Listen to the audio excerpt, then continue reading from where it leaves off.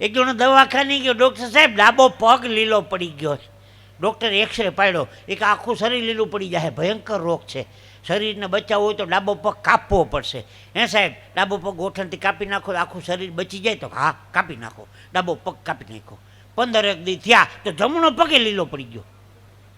ઓલો પાછો ગયો, સાહેબ જમણો પગે લીલો પડવા માંડ્યો. ડૉક્ટર કેવું નહોતો કહેતો ભયંકર બીમારી છે, જમણો પગે કાપવો પડશે, કાપી નાખો. જયપુરથી પ્લાસ્ટિકના પગ મંગાવ્યા, ડુપ્લિકેટ નટબોલવાળા, એ ચડાવ્યા. 15 દિવસ તો એ પગે લીલા પડી ગયા.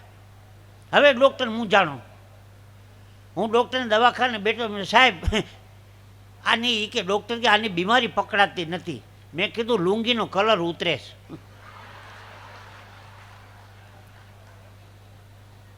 બિચારા લુંગી નવી લીધી તો કલર ઉતરતો એમાં બિચારાને પગ કાપી નાખે. બોલો,